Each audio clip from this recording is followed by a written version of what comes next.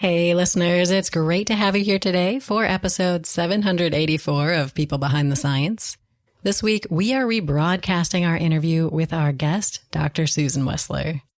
Listeners, Susan studies genes and the genome, focusing on transposable elements, which are pieces of DNA that move from one site to another. In the process of moving, these transposable elements often make more copies. All organisms have these pieces of mobile DNA, and they make up a large portion of our genome.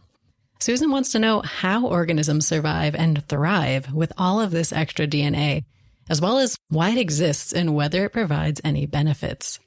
In our interview, she discussed some of her exciting research, her career, and her life outside the lab. So I hope you enjoy this episode of People Behind the Science. Every day, discoveries are made that will change our understanding of the world around us. Dr. Marie McNeely is here to bring you the brilliant minds who are making these discoveries so they can share their incredible stories and take you on an amazing journey. Welcome to People Behind the Science.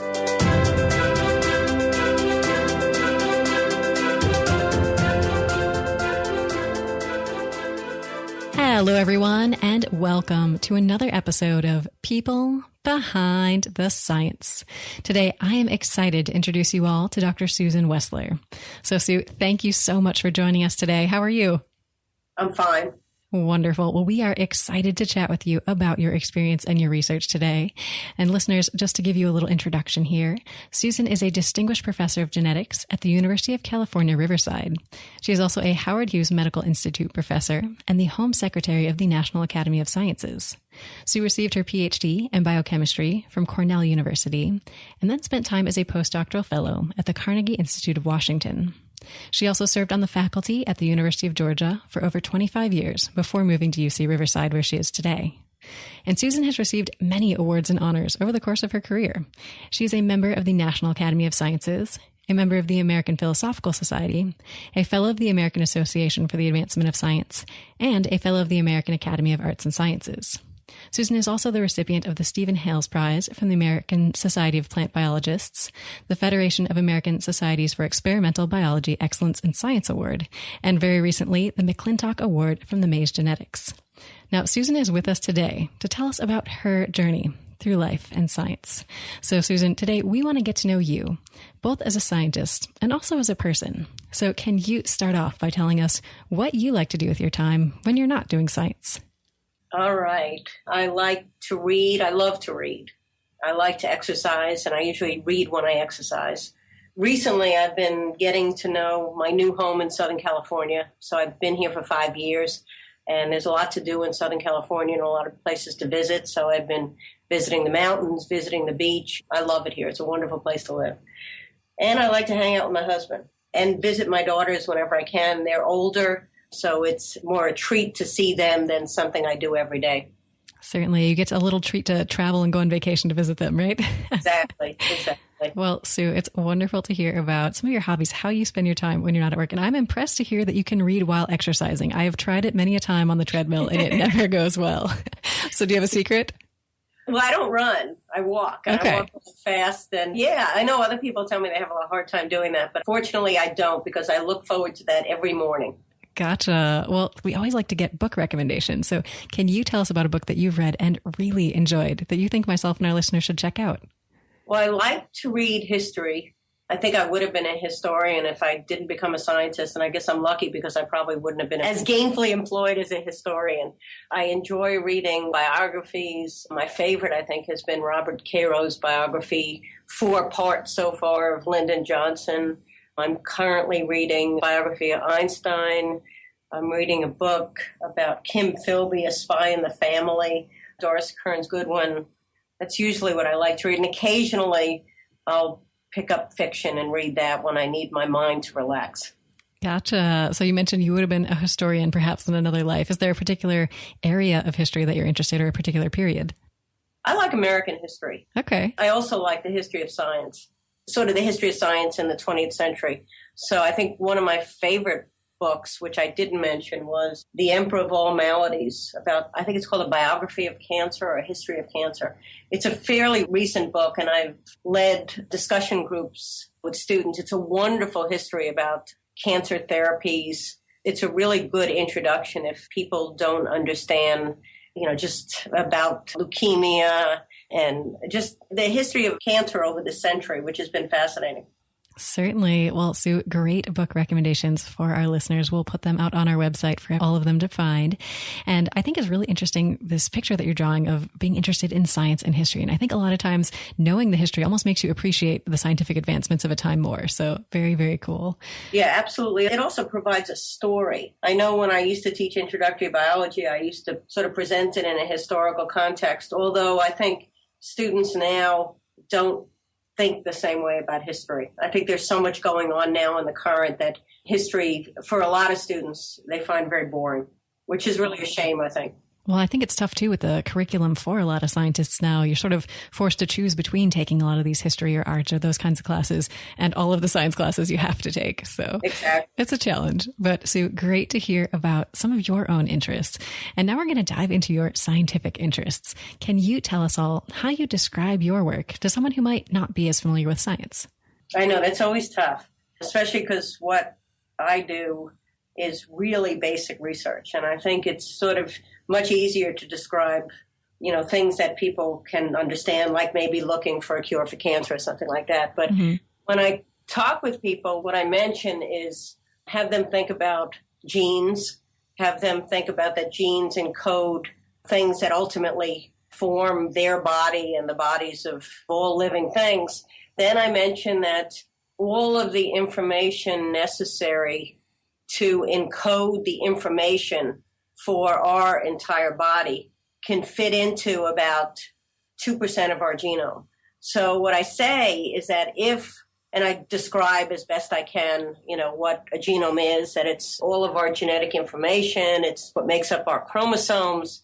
And if all of that information, all of those letters, A, G, C, and T, were assembled into textbooks, they would fill, with normal size fonts or whatever, they would fill about 1,000 textbooks. Textbooks like introductory biology textbooks. The thick ones, right? Yeah. And if the information that comprises the genes that provide the information necessary to build us or to build anything else, that would take up maybe 20 textbooks. So the question is, what are the other 980? And approximately 500 textbooks worth of information derived from what I work on. And those are transposable elements. They're pieces of DNA that move from one site to another. And in the process of moving, they often make more copies. It's one of the reasons why they end up, making up the largest proportion of any other sequence in our genome. So the questions that I have been pursuing since 1980, 35 years, makes me feel so old, is, first of all, what is this stuff? And I think we pretty much know very well what the stuff is, us and many other labs in the world working on it. But then how do living organisms, and all living organisms have transposable elements, have mobile DNA. So it's mobile DNA, it's called junk DNA, it's called transposable elements. There are a lot of names for it. The question is, how do organisms survive and thrive when they have this huge amount of genetic information that they carry around and copy that seemingly doesn't make any contribution to who they are? And I think that's part of the questions that we ask. Why is this stuff there, here, or whatever? How can organisms thrive despite it? And does it benefit organisms? And I think that us and many other labs around the world are slowly answering these questions. And it's just very exciting because I think, for the last 20 years or 30 years, we've been able to sequence DNA. And I think one of the big surprises, one of the big shocks is that the vast majority of what we're sequencing is transposable elements. We knew that they existed. We've known for about 50 or 60 or 70 years, but we never knew that they were the most abundant component of the genomes of all higher organisms. It's really, really cool. Well, I am intrigued, Sue. That was a fantastic description, really making it relatable. And we're going to talk more about your research as we go through the interview. But I always like to start with a little bit of motivation to get us interested, to get us moving, get our brains working. So can you share with us today, Susan, your favorite motivational quote or a saying that you just really like to keep in your mind as you're going through your day? Well, there's two of them. And I don't know if they're motivational, but one of them is, there is no right answer. And as a scientist, we think of right answers, but when you're actually pursuing a problem, there is no right answer. And so what that means to me is that you should be imaginative. You should be free to, pose questions and attempt to answer them with no preconceived notions. That's one. And the other quote I have, which really relates more to what I do in my life. And as a scientist, a professor, whatever, you can do lots of things. And the question is, what do you choose to do? And my husband's favorite saying really is, only do what only you can do. So there are things that you can delegate to other people, and there are things that only you can do. And what I look for to do on a daily basis is those things that only I can do. Well, those are two fantastic quotes and really great advice for young and aspiring scientists. Really that thought that there is no right answer. I know this was one of the hardest things for me to accept in graduate school because you're so used to, taking exams, things like that, where there is a right answer and there is one right answer. And if you don't get it, you don't get it. So in fact, there's a really good book about that. I think it's called Ignorance, and it's written by a professor at Columbia University. And it's that one of the major misconceptions that we kind of feed undergraduates, we meaning, professors of science at universities, is just that, science is a bunch of facts. And it's just the opposite. Science is about the unknown. It's a bunch of questions, right? Yeah, when we talk later, I'll talk a little bit about, that's one of my great interests now, and that is trying to fix the way we teach science at the undergraduate level. Absolutely. Well, fantastic quotes and little ideas to keep in your mind as you're going through your day. And now I'm curious, Susan, to hear a little bit more, not only about what motivates you, but about who motivates you. Can you tell us about your role models? I have two types of role models. I have some very close female friends. I have two very, very close friends, and they're both scientists. They're both biologists, both plant biologists. And we have been friends for 35 or 40 years. We have been friends for all that time, and I think we serve as each other's role models. At different times in our life, we're up and down, and we look to each other, because there aren't many successful women in science. And so I think these two friends of mine have been really invaluable in sort of setting the bar for me if I'm down and giving me perspective. So I think on a daily basis, that's sort of one type of role model. The other type is sort of the person that you, I guess idolize would be the wrong word, but sort of your hero or your heroine. And for me, that's Barbara McClintock, who discovered transposable elements back in the 1940s, who won a Nobel Prize in 1983 for that discovery, 40 years after her discovery of transposable elements, and who I had the incredible good fortune to know for the last 10 years of her life. So she died in 1991. And she was 90 years old. So she discovered transposable elements at the genetic level using corn, maize, studying mutations in maize and showing that these mutations were caused by this new genetic entity, which she described as transposable elements. So she truly discovered what has turned into, as I said before, the most abundant component of all of our genomes. And she won the Nobel Prize in 1983 by herself. And as I said, as a postdoctoral fellow at the Carnegie Institution, my project was to try to isolate her elements at the molecular level. She had strains of corn, and she described the behavior of transposable elements in those strains. They caused mutations, which meant that we knew exactly where these transposable elements were located and exactly what gene they were located because of her genetic analysis. And my job and the person I worked with on this project, our job was to actually isolate the DNA of this gene containing this transposable element and then characterize it. So for the transposable elements had been isolated before in bacteria, and they had been isolated shortly before we isolated our element in Drosophila, model organisms, and in yeast, but they hadn't been isolated in the organism where they were discovered in corn. So that's what we did. But she was just a remarkable person. Well, that is wonderful. So Yeah. what was it like to meet her for the first time? It was intimidating. So she worked in a small lab at Cold Spring Harbor in Long Island. And so she visited actually the lab where I was a postdoc. Mm-hmm. And then I went and visited her, and I actually spent a whole week with her looking at her strains and kernels and all that. And, quite honestly, at the end of the week, and we spent all week, we'd walk around Cold Spring Harbor. I mean, I just felt like a moron. I mean, this was somebody who was just brilliant. I mean, absolutely brilliant woman. And I just felt like she spent a whole week with me, and I didn't really feel like I contributed anything. At the end of the week, she just said to me, "This has been so wonderful." She said, "I've had such a wonderful time with you. Please, I can't wait till you come back." And I was just blown away. It was, such an honor. And, I would sort of sit there next to her. And I'm short. I'm 5'2.5", and she's probably 5 foot. So, I had to sort of look down at her. But she's a very distinctive appearance, extremely wrinkled face, short black hair. There's pictures of her.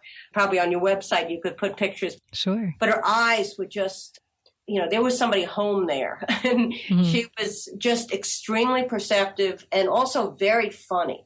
I think you had to know her well to know she was funny. Otherwise, she could be really intimidating. Gotcha. Yeah, it was wonderful. It's one of those things where I sat there next to her, and this is before I had any children, and I just said, remember this, because this is something you're going to want to tell your children and your grandchildren about. Well, Sue, I'm so glad you shared this little story with us today. I mean, I think a lot of people can relate to being in the presence of someone that they really look up to and just feeling horribly intimidated and underqualified to be talking to them. And this sort of imposter syndrome is something that everyone experiences. And it's wonderful to hear that she was such a great person and you were able to get to talk to her and gain some of her experiences and knowledge. So wonderful, wonderful opportunity. So can you take us back to the beginning? Sue, we've talked about some of your experiences over the course of your career, but can you tell us how it all began? What got you interested in science in the first place? Well, it's not like my parents were professors and I had a chemistry set or anything like that. It was pretty much the opposite. I was born in the Bronx. We lived in this tiny little apartment. Neither one of my parents went to college. My mother was a homemaker. My father's an electrical contractor. But I really liked science. And what they pushed me towards was, what many parents who didn't go to college pushed their kids, so to be a doctor, to be a medical doctor. Mm-hmm. And so that got me at least taking science courses. What really changed me in terms of science is growing up in New York City, I had the incredible privilege to go to the Bronx High School of Science. And so this is, I don't know if your listeners know, but essentially in New York City, to this day, there are, I guess they're magnet schools now, but they're specialized high schools where there's Bronx High School of Science, there's Stuyvesant, there's performing arts, and there's music and art. So there's high schools that specialize in art, high schools that specialize in science. And anybody in the city can take the test, the entrance exam. And you take the exam and you make the cutoff, and that's it. So I had the great fortune of going to Bronx High School of Science. And so from the time I started in high school, and this was back in the late 60s, and the schools in New York City were not very good back then. And so I was really fortunate to be introduced to science in this way. And that really got me much more interested in science rather than, being a doctor. I was pre-med my entire time in college, but at the very last minute, and there's a long story that I'm not going to go into. It's about a boyfriend and it's about all this kind of stuff. But I wasn't sure what I wanted to do. When I graduated from Stony Brook, I took a year off and I went to Europe. I worked as a secretary, then I went to Europe, traveled around. And actually, before I went to Europe, I had decided that I wanted to go to graduate school. And so I ended up going to Cornell. It was a wonderful, wonderful, nurturing experience. I loved graduate school there. And then, I ended up working on plants. This is another thing I think that I see so many students. I talk to a lot of students and they're so earnest about, they think so hard about what they're going to do with their careers. They research all this and that and, and they sort of leave nothing to chance. And I think most of life isn't that way. So for me, the way I started working on transposable elements was just totally by accident. Well, first of all, I was married at the time. when I finished graduate school, and I had decided, and my ex-husband, too much information here, but he had to work in the Maryland, Baltimore area. So he had gotten a postdoc there. And so there was somebody, her name was Nina Federoff, and I wanted to work in her lab. And she had been working on frogs, on gene expression in an organism called Xenopus. And I figured, okay, I could do this. And so I called her up, and she said, well, I'm not working on frogs anymore. I'm working on maize, on corn, on transposable elements. And honestly, and this is completely true, I didn't want to sound like an idiot to her. And so I said, oh, of course, I know that. Right. And so I ended up going to her lab and working on the project I just told you about, isolating McClintock's transposable elements in her lab. So wow. I had no intention of working on plants. Totally fortuitous. And then after that, same thing. I didn't know where I wanted to go. So again, being a female, I wanted to have children. I wanted to have a lab. I wanted to have it all. But I realized that if I lived in a place like Boston or Chicago or whatever, it would be difficult. I couldn't afford to live in a really nice place, so I'd have to commute. Childcare was really expensive. So that's one of the things that attracted me to Georgia, to Athens, Georgia. And I think a lot of women, when I go talk to women's groups, women's science groups, what I often say to them is that you control a lot of your life. And in this case, I knew I wanted to have children. So I basically found the place where that could happen and where they also had an outstanding plant group. And that was at the University of Georgia in Athens. And it really played out exactly as I planned, in a sense. I had my first child when I was 31. I was able to hire somebody to come to my house every single day, and I was able to afford this. So I had terrific childcare. The person stayed with us for 3 years, didn't live in the house, but stayed with us. And, quite honestly, my life was never easier than when this person was in my house taking care of my child. So what is often a really difficult thing for women, I think that in some cases you can make your life easier. I don't know. I wouldn't speak for other people, but in my case, it worked out wonderfully. And when I had my second child, I think I was 39, same thing. We hired somebody. She came to the house, and she spent 3 years with us. And again, it was relatively easy. I lived 3 miles from the lab. If my child got sick, I was able to come home. If you have to commute an hour each way, that's 2 hours. Right. That is not feasible. Yeah. Exactly. There are things that make it very hard to be an assistant professor, and there are many more things now. Those are things like affordability, the price of childcare, the security of who is your child with. And I think sometimes you just, in my case at least, I don't want to, like I said, talk for a lot of people, you compromise. And often those compromises are what are responsible for you being successful. So it's a compromise, but in the end, it turns out to be a very important thing for your success. Certainly. Well, I know I speak for myself and perhaps for a lot of our listeners out there when I'm saying that it is so reassuring to hear you say that you can have it all and you don't have to have everything figured out up front. I think a lot of people do get stuck in this mindset that you have to have the grand plan up front in order for it to play out well. Well, it's so much of the plan or the opportunities that you're presented with, and you can't possibly predict those. And so I think that people should at least be open to things that they're not expecting and take some risks, take a lot of risks.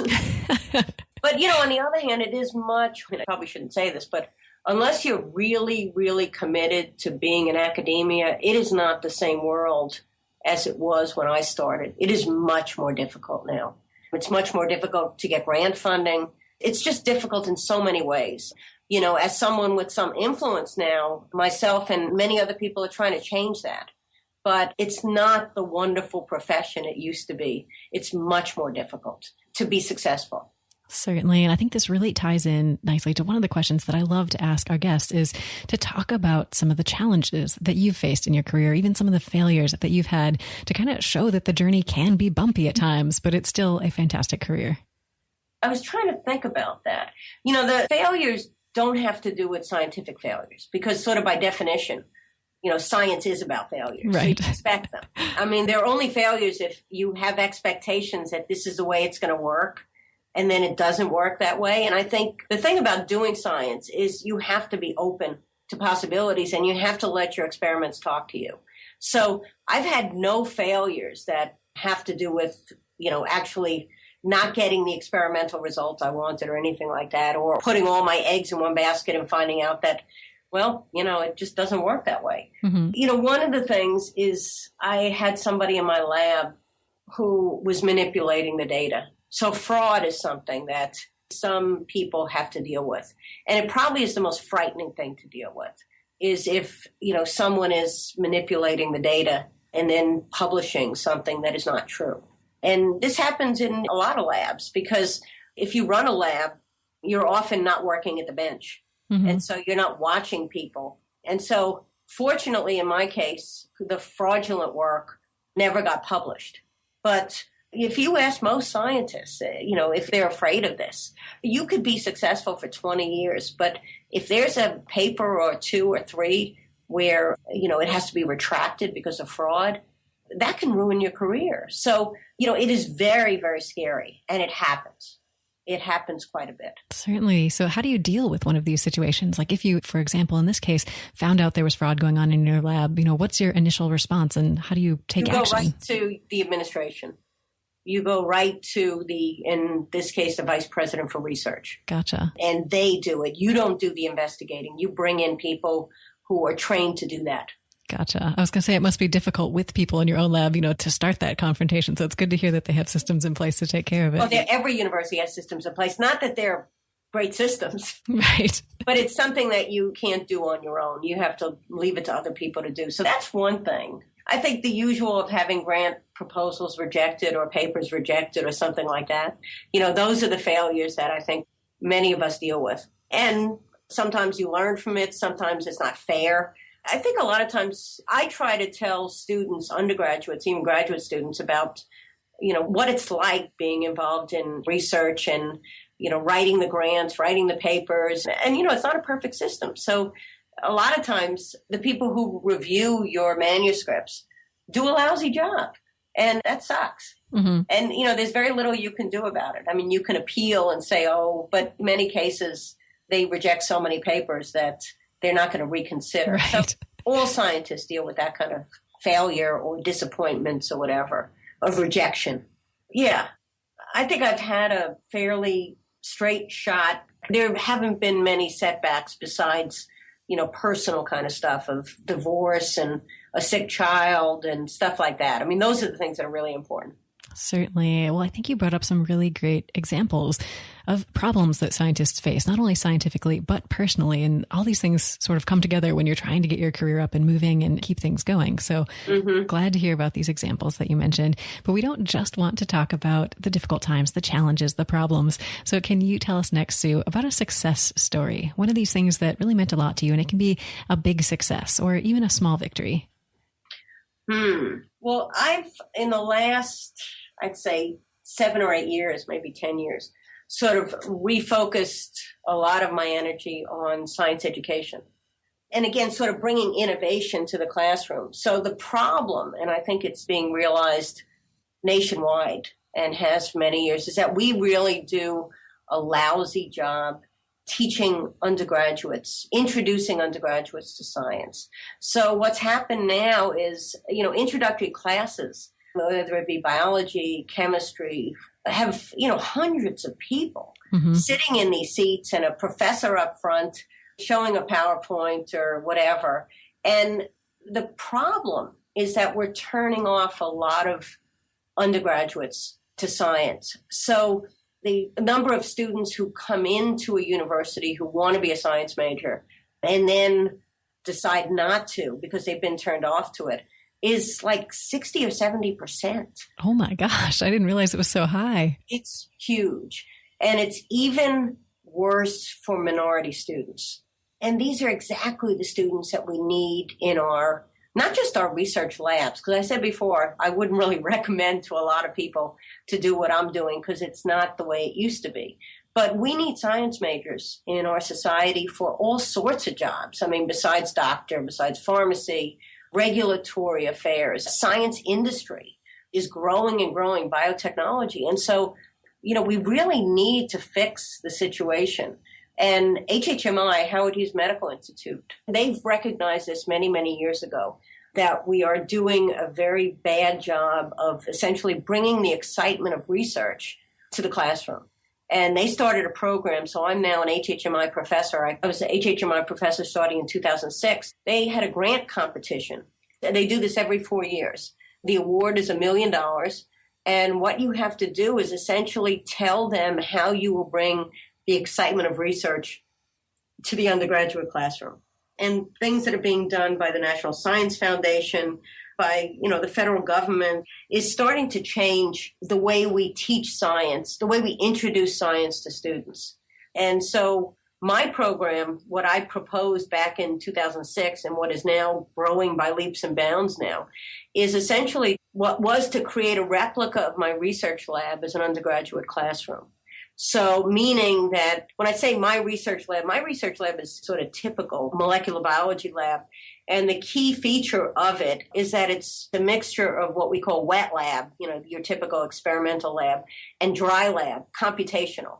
So virtually all labs now are a mix of computational analysis and then wet lab. But most of the labs that students are taking were just sort of the, as I would say, traditional experimental labs. So I got the money from HHMI. I was awarded an HHMI professor, and this program started at the University of Georgia, and now it is continuing and expanding at UC Riverside. It's called the Dynamic Genome Courses. And what we do here is it's an alternative for the first introductory biology lab. This is what it's evolved into. It wasn't always like this. You sort of, like doing an experiment. It starts a certain way. And there's iterations, yeah. Yes, exactly. So what it is now is it's an alternative to the first quarter of introductory biology lab. And it's a beautiful building facility that we have. It's called the Neil A. Campbell Science Learning Lab. And it looks very much like a research lab. So essentially, students are chosen essentially at random to take either this lab or the traditional biology lab, and we're doing an experiment. And there are many experiments like this going on in the country where if you want to improve something, where's the data? You have to show that what you're doing is better than the traditional version. And the measure that we're using is sort of persistence in science. So what we're doing is we're introducing freshmen how to design experiments, and we use transposable elements. So we use actual data from my lab, from my research lab, and students do projects as a team in the class. They do projects, very simple projects, but projects where the result is not known, where they bring to the task cutting-edge technology, but very simple. And so the idea is to really excite students with how science is done in a real research situation before or while they're, sitting in a lecture class, just sort of not doing anything. It's something called active learning, and it's permeating a lot of science education in this country, and I think for the better. Sure. Well, Susan, this sounds phenomenal. I know myself, and I'm sure many of our listeners out there have had to sit through probably one too many kind of boring, dry science lectures throughout the course of our career. And this sounds like a really great way to incorporate some of that excitement, being in the lab, getting real hands-on experience with stuff that matters, where, like you said, you don't know the answer. So exactly. Very, very cool initiative. And I know in addition to some of the great opportunities that scientists get through their careers, there's a lot of opportunities to travel. So can you think back on all the places that you've been to for science and tell us about one of your favorite places and what was it about this place that made it so special? I work on DNA, so I don't have to travel. My science is in the greenhouse and in the computer. Mm-hmm. So the only time that I travel, and I travel a lot, is to go to meetings or conferences. And usually when you go to meetings and conferences, you just sort of go to the meeting and then go home.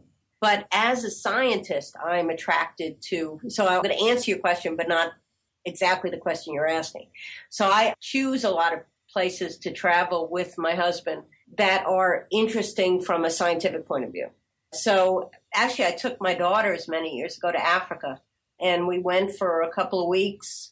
And one of my favorite places was the Okavango Delta, which is in Botswana, Zambia. It's in that whole area. And it's just absolutely fantastic to see, the grasses that I work on in my lab growing wild, to see islands actually being formed de novo from, termite mounds. to see all the birds, just to see all the wildlife and essentially unspoiled nature, which, still exists in many parts of the world, fewer and fewer, but in Africa is a wonderful place for that. And then recently, like a couple of weeks ago, my husband and I went to Antarctica. Oh, wow. And that was absolutely mind-blowing, fantastic. This was purely for vacation. We went on a really nice boat with a balcony, and it was just like going to another world. There were, with penguins and humpback whales and so much ice. I had not realized that, Antarctica is, it's a continent. Mm-hmm. It is, on average, there's 4 kilometers of ice covering the continent.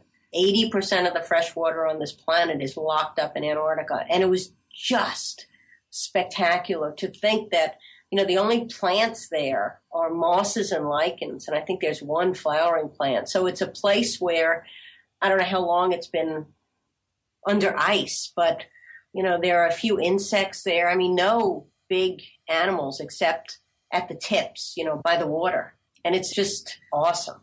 Absolutely awesome. Well, this sounds incredible, Sue. I like that you picked 2 really different experiences, going to Africa and going to Antarctica. And I think, as a scientist and as someone who's maybe particularly interested in history and, how these things kind of come together, these are some really phenomenal places to think about science and evolution and how things became the way they are. So exactly. And I think a lot of when I teach students, one of the goals is to really, it's a big goal, but to change the way they look at the world. Because I know that's what science has done for me. Knowing how evolution works, or at least, to the depth that we understand, and knowing how organisms have diversified means that you just look at the world differently. It's sort of awestruck all the time, right? Exactly. Well, also depressed a lot of the time. That's true. We went to the Amazon over the summer, and we went to a part of the Amazon that was just decimated. The forest was gone. There were very few birds. It was really sad. And that's sort of, I think for all of us as scientists, that's what's so sad, that just as we're understanding how organisms diversify, just as we're, understanding how life started and all of this, we're trashing it all out. It's really sad. Certainly. And I think travel is one of these eye-opening things that you can do in your life where you see so many amazing things, but yet at the same time as you're describing some things that are deeply troubling and sad. Mm-hmm. So, but I think regardless, it's a very enriching experience, and scientists, like you said, do get some great opportunities to travel, to go to conferences, but you're right. Oftentimes you are just kind of stuck in the conference hall for those trips. So exactly. Well, Sue, wonderful to hear about some of your favorite travel experiences. And I know scientists over the course of their career, not only do they get to travel, but they get to work with a lot of amazing people. And this may happen kind of over the course of your career, all these different labs that you work in. And each of the labs that you work in has its own little personality. And a lot of times quirky traditions develop where there's just some funny or fond memories that you've shared with these people. So can you tell us today about one of these traditions that you've experienced, or even just a funny science memory of yours? I've tried to think about this. I don't really have anything that I can think of. The only thing is, every year we'd have a holiday party, and there was a gag gift. And so I have pictures from years and years of really strange gifts that people would make out of lab equipment and stuff like that. Really? So that's about it. I think, it was just a good time. When I started, a bunch of professors on the floor would have coffee every day. We'd sit around and have coffee and talk, not sit around, stand around, whatever. And it was just a wonderful way to start a day. And sort of what I was saying before about it's often not like that anymore. It's sort of like in Britain, they would have tea at 4:00 or something. I think we need to get back to a lot of that, but I don't think it's going to happen, because I think that kind of interchange where you're relaxed and you're just sort of not thinking about, you're not tense or whatever, that sort of interchange promotes creative thought. And I think there's far too little of that going on now because things are much more serious than they used to be. Certainly. Well, I remember myself in graduate school, there was always a Friday happy hour that people would just kind of hang out and talk. And you're absolutely right. There's some great ideas that go back and forth, or even just kind of verbalizing what's troubling you, what's on your mind, kind of spark something. Yeah. Or things that you think are great ideas and then you realize they're not. Right. Someone stops you before you invest too much in it. Exactly. Well, Sue, wonderful to hear that your research group at least is kind of continuing to get together, have fun at these holiday parties and get little fun gag gifts for each other. And I like this tradition of coffee in the morning. I think that's a great way to kind of start your day, get some ideas flowing before you get in the lab. So I love talking to scientists about these big traditions and fun things that they've done with labs over the course of their careers. But I also like to chat about the big questions in your mind. And we've talked about some of the research that you've done, but we haven't yet talked about some of the research that you would still like to do.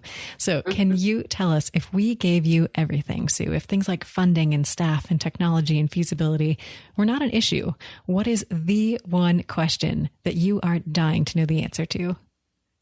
Well, a couple of years ago, we discovered something in our lab, which was essentially, we found that this strain of rice had a transposable element in it, and it was just bursting. It was increasing its copy number massively. And we've been following that for 10 years, and it's been really cool. And the technology is around to allow us to really look at things. And I think technology is something that, you could ask the same question for 30 years, and you keep advancing the understanding because the technology changes. And so what I want to know is what we found in rice, this one strain where this transposable element is increasing its copy number massively. I'm sure it's going on in many other populations around the world.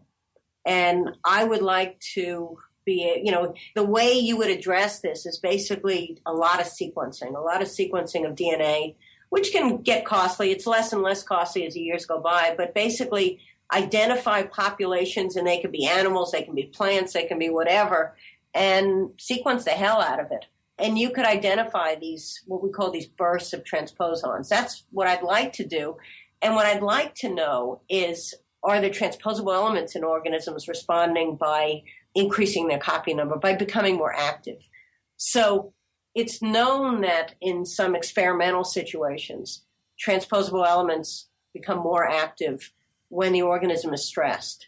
And the biological story behind this, or the speculation, is that when an organism is in trouble, when a population is in trouble, it needs to sort of scramble up its genome. It needs to diversify its genome so that it can possibly adapt to increased temperature, decreased oxygen, whatever. So it's sort of this crapshoot that this is the model that we know transposable elements exist in all organisms. And as I said at the beginning, is we think that the reason they exist is just because they can.